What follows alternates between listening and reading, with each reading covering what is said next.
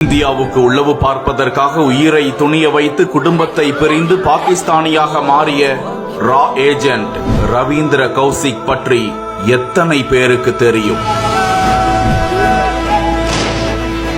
ரா agent Ravindra கௌசிக்கின் நம்ப முடியாத வாழ்க்கையின் நடுங்க வைக்கும் உண்மை கதை.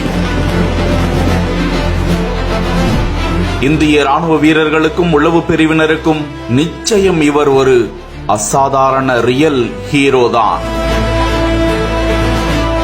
இந்திய உளவுத்துறையில் இன்று வரை இவரை மிஞ்சிய ஒரு ஸ்பை இல்லை என்றே சொல்லும் அளவிற்கு பாகிஸ்தான் ராணுவத்தில் சேர்ந்து உயர் அதிகாரியாக இருந்து கொண்டே இந்தியாவிற்கு தகவல் கொடுத்து மரண தண்டனை பெற்ற மாவீரர். பல வருடங்களுக்கு பிறகு அந்நாட்டு ராணுவத்தால் பிடிபட்டு கடும் சித்திரவதைக்கு உள்ளாகி கடைசி வரைக்கும் அவரது உடல் கூட தாய் மண்ணிற்கு வரவில்லை. யார் அந்த மாவீரர்? விரிவாக பார்ப்போம் வாருங்கள்.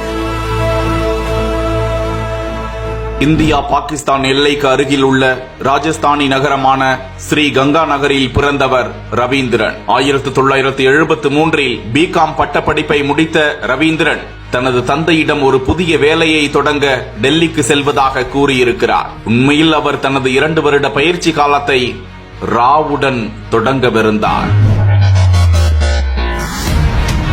இதற்காக ரவீந்திரர் ஏற்கனவே பஞ்சாபியில் இருந்தபோது அதிகாரிகள் அவருக்கு உருது கற்றுக் கொடுத்தனர். இஸ்லாமிய வேதங்களை நன்கு கற்றறிந்தார். ஒரு முழு பாகிஸ்தானியாக மாறுவதற்காக பாகிஸ்தானின் குடியிருப்பு முகவராக உண்மையான மாற்றத்திற்கு உதவ பாகிஸ்தானின் நிலப்பரப்பு பற்றிய விரிவான பாடங்களை அவருக்கு அதிகாரிகள் வழங்கினர். தன்னுடைய 23வது வயதில் இந்திய உளவு பிரிவால் தேர்வு செய்யப்பட்டு தெள்ள தெளிவாக உருது பாஷையை கற்றுக்கொண்டு குரானை புரட்டி படித்து விருத்த சேதனம் செய்து கொண்டு ரவீந்தர் கௌஷிக் தனது பெயரை நபி அகமது என்ற பெயராக மாற்றிக்கொண்டு ஒரு முழு இஸ்லாமியராக மாறி இதற்காக இந்தியாவில் உள்ள அவரது ஆவணங்கள் அனைத்தும் அழிக்கப்பட்டு அவர் பாகிஸ்தானிற்கு சென்றிருக்கிறார்.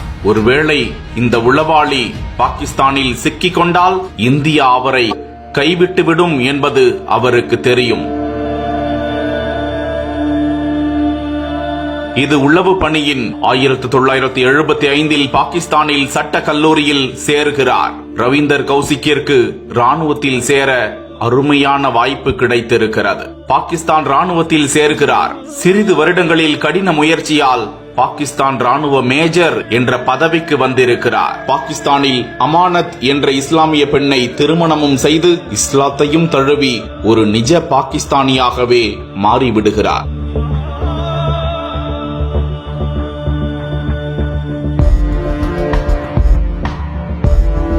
1975 முதல் 1983 வரை இந்திய ராணுவத்திற்கு தேவைப்பட்ட அனைத்து ரகசியங்களையும் பரிமாறிக்கொண்டே பாகிஸ்தான் ராணுவத்தில் பணியாற்றிக் கொண்டிருந்திருக்கிறார்.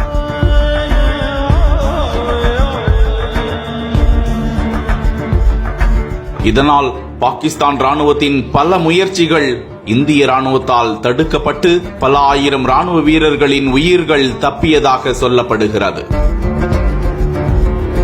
இவரின் அபார திறமையை கண்டு ராணுவத்தினர் மற்றும் அன்றைய பிரதமர் இந்திரா காந்தி மெய்சிலிர் படைந்து அவருக்கு பிளாக் டைகர் என்ற பட்ட பெயரை சூட்டியிருக்கிறாராம்.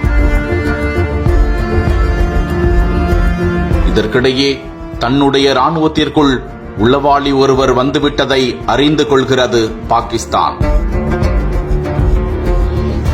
ரவீந்தர் கௌஷிக் சிக்கிக் கொள்கிறார். கடும் சித்திரவதை செய்யப்படுகிறார். 1985 பாகிஸ்தான் உச்ச நீதிமன்றம் ரவீந்தருக்கு மரண தண்டனை விதிக்கிறது. ஆனால் அந்த தண்டனை பின்னர் ஆயுள் தண்டனையாக மாற்றப்பட்டதாக சொல்லப்படுகிறது. பல சிறைகளிலும் அடைபட்டு துன்புறுத்தப்பட்டதாக தகவல்கள் கூறுகின்றன. அங்கிருந்து அவர் தனது குடும்பத்தினருக்கு ஏராளமான கடிதங்களை எழுதியதாகவும் சொல்கிறார்கள். கடும் சித்திரவதைக்கு இடையே அந்நாட்டு சிறையில் அவருக்கு நுரையீரல் காச நோய் மற்றும் இதய நோய் பாதிப்பு வந்திருக்கிறது. 2001 நவம்பர் மாதம் பாகிஸ்தானின் மத்திய முல்தான் சிறையில் இறந்து விட்டதாக தகவல்கள் கிடைக்கின்றன. அதே சிறையில் அவர் அடக்கமும் செய்யப்பட்டாராம். இந்த போற்றுதலுக்குரிய மனிதரை இந்தியா எப்போதும் வணங்கி பெருமை அடையும் என்பதில் மாற்று கருத்து இல்லை.